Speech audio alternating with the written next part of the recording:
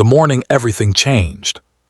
The eviction notice was still warm from the printer when Daniel slid it under her bedroom door. He hadn't slept. 73 years old, and he'd spent the night sitting at the kitchen table he'd built with his own hands in 1987, drinking coffee that went cold, listening to the house breathe around him. This house, his house.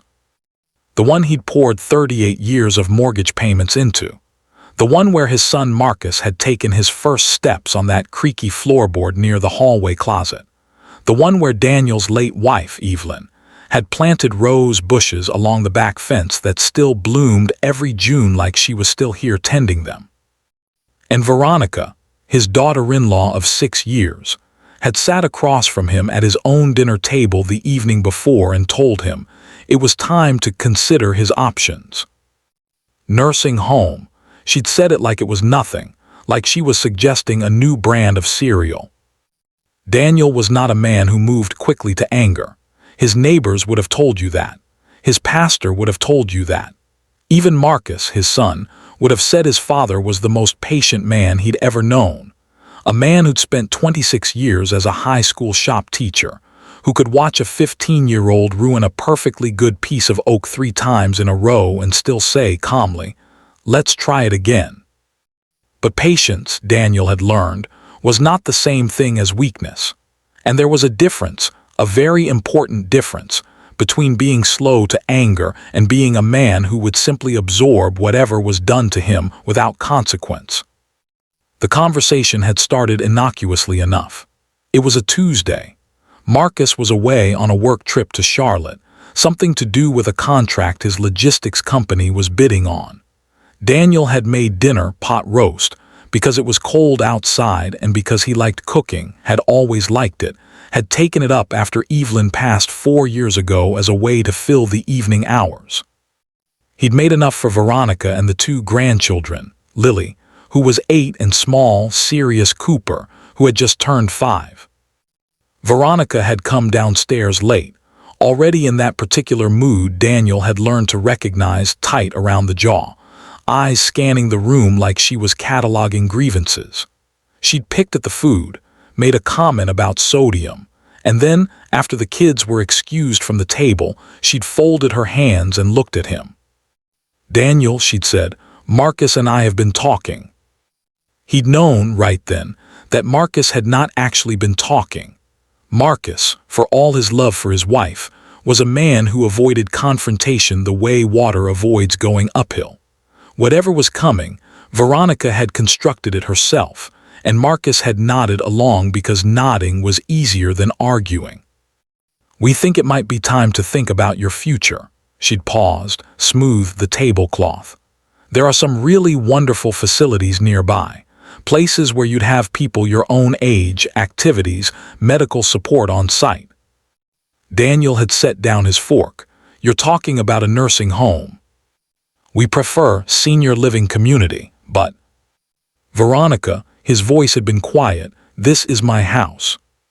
She'd sighed, that particular sigh that suggested he was being difficult, that suggested reason was a gift she was offering him and he was refusing it. "We pay rent here, Daniel. We contribute too." "You pay $700 a month," he said, "for 4 people, in a 4-bedroom house in a neighborhood where the going rate for a 2-bedroom apartment is $1,400. You contribute $700 a month to a house I own outright and have owned since 1986. Her expression had shifted then, something colder moving in behind her eyes. "The children need stability," she'd said. "And frankly, it's getting harder for Marcus to focus on his career when he's always worried about you. Your memory." "My memory is fine. You left the stove on last month." "Once I left it on once." "And you forgot Cooper's school pickup." "Marcus forgot Cooper's school pickup. I was the one who drove there and got him when Marcus didn't answer his phone." Daniel had stood up then, slowly, the way a man stands when he wants his full height to speak for him. "I want you to think very carefully about what you're suggesting, and I want you to think about whose name is on the deed to this house." He'd excused himself, gone to his room, and sat in the dark for a long time. By morning, he had made 3 phone calls. The first was to his attorney, Gerald Osa, who had handled Evelyn's estate and whom Daniel had known for 15 years. Gerald listened, asked 4 precise questions, and confirmed what Daniel already knew. Veronica and Marcus were month-to-month tenants. No lease. Legal notice required 30 days, but in cases where the property owner was also a resident and the tenants had no formal lease agreement, the process was considerably more straightforward. "You're sure about this, Daniel?" Gerald had asked. "I've never been more sure of anything since I buried my wife." The second call was to his son. Marcus hadn't answered. It was early, and Charlotte was the same time zone, but Marcus slept like the dead. Daniel left a voicemail, measured and clear. "Marcus, I love you. I will always love you, but I need you to come home. There are things we need to discuss, and I need you to hear them from me directly before you hear them from Veronica." The third call was harder. It had taken Daniel 3 weeks to make it, because making it meant admitting what he'd been watching and trying to explain away. But the night before, while Veronica had been talking about nursing homes, Lily had come to the doorway of the kitchen in her pajamas.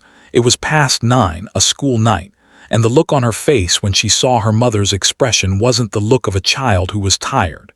It was the look of a child who was reading the room, calculating, bracing. Daniel had seen that look before. He'd seen it on kids in his classroom decades ago, the ones who'd learned early to make themselves small. The third call was to the Department of Children and Family Services. He hadn't made it impulsively.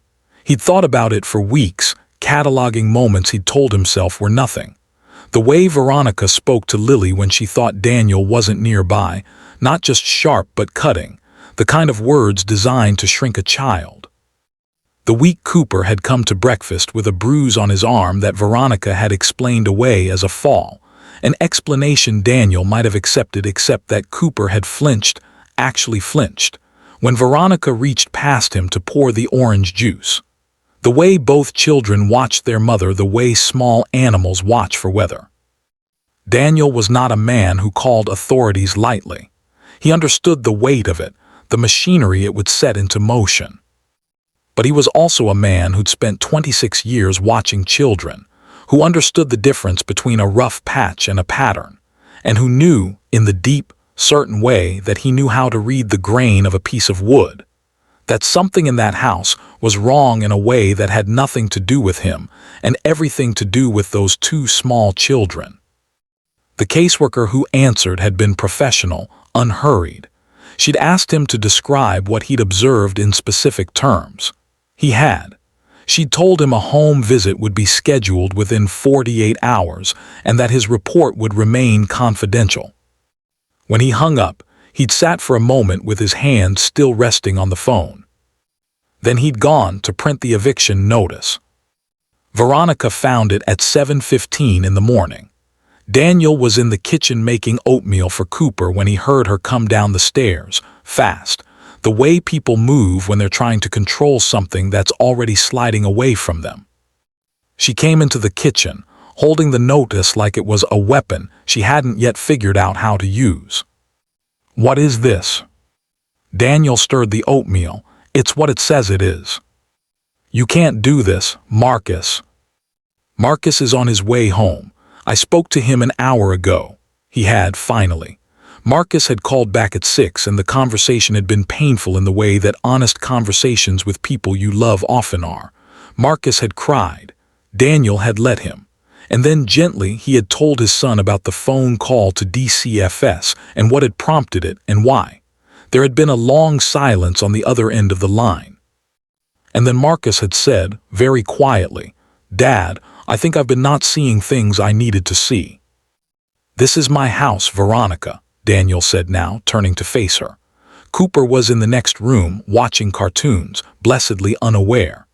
"It was my house before you came into it, and it will be my house long after you leave it. I gave you the benefit of considerable doubt for a long time, because you are the mother of my grandchildren, and because my son loves you, and because I believe in giving people the space to be better than their worst moments." He set down the wooden spoon. but you sat at my table in my home and told me to leave, and I want you to understand something." He looked at her steadily, with the same calm he'd brought to 30 years of teaching, to 4 years of grief, to every hard morning that had ever asked something of him. "That was the moment you made my decision for me." Veronica stared at him. For just a moment, he saw something in her face that might have been the beginning of understanding, or might have just been the recognition that the ground she'd thought was solid had been, all along, borrowed. The doorbell rang at 9:47. 2 caseworkers, a man and a woman, professional, carrying clipboards. Daniel let them in. Then he went and sat with Cooper, who had finished his cartoons and wanted to show his grandfather a drawing he'd made at school. A house with a big yellow sun, 4 figures standing in front of it, one of them tall with gray hair. "That's you, Grandpa," Cooper said, pointing. Daniel looked at the drawing for a long time. "I know it is, Bud," he said and put his arm around the boy. "I know it is."